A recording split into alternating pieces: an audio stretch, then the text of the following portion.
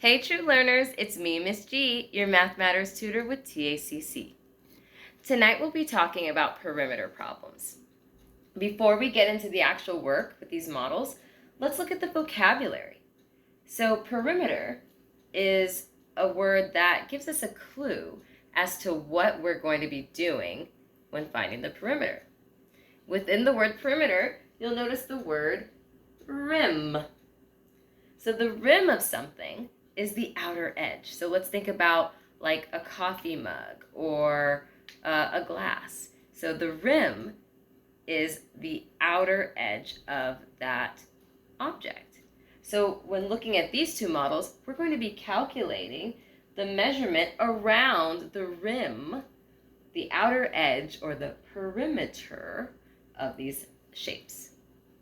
Okay, with this shape, it's a regular square, and the other shape is irregular. It kind of looks like a letter Z, not quite, it's a little bit off center, but hey, we can still find the measurement around.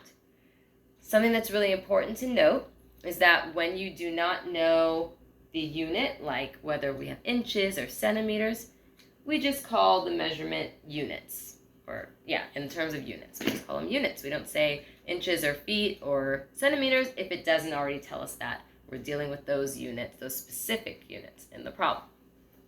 All right, so I will use a blue marker to highlight or show how many units are on each side or each edge of the square.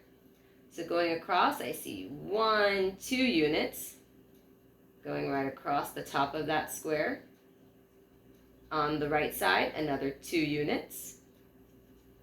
On the bottom side, another 2 units. And on the left side, another 2 units.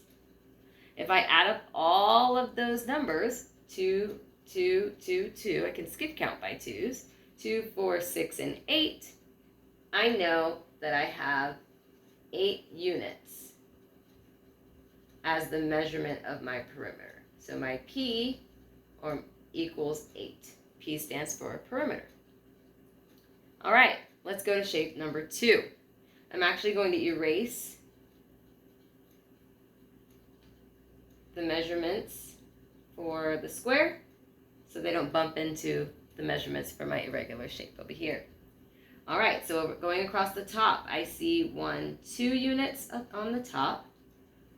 Coming down, there's 1 unit on the right. It's going to be kind of hard to see. Here, let me draw an arrow that says 1. And then making an L here, I have another top of this square. That's another unit. So I'll just say 1 plus 1, right? So we have 1 coming down, 1 going across, and then 1 unit coming down. This one's not as pretty as my first one. And 2 units going across the bottom. I have 1 unit going up, and another unit going across. So in this area, I have 2 units. So 1 up and 1 across, and then another 1 unit at the top there. So this one is not really as pretty as my first one, but if I'm careful, if you are careful the way I was, you'll make sure that you represent all of the values. Okay, all right, so here we go. Let's add this all up, okay? So I have a measurement of here I have, okay, so 2, 2, and I'll erase it as I go along. So I've added the 2 on the top, and then I'm going to go to the right, and I have another 2 units to include. Oh my goodness, my shape's it's disappeared. Oh my goodness.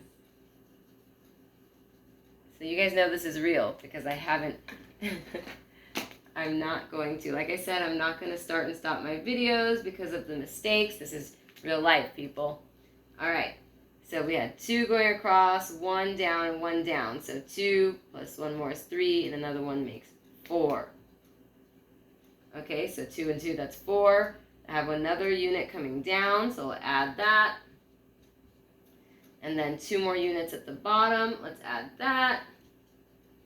And then here we have 1 unit going up and another unit to the left. So this little section here is like an upside down L that represents 2 units, another 2 units.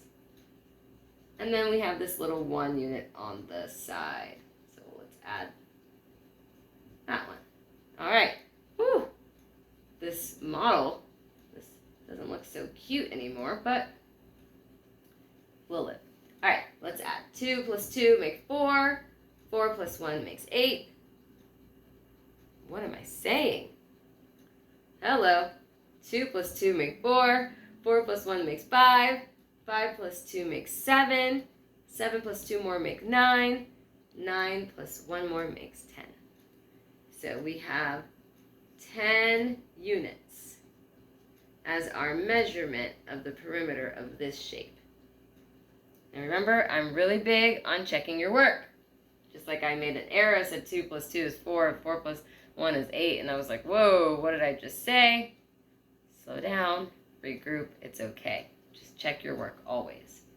So we have 2 plus 1 more makes 3, 4, 5, 6, 7, 8, 9, 10. Very good. So a total of 10 units around that shape represents the perimeter. All right, I hope that helps.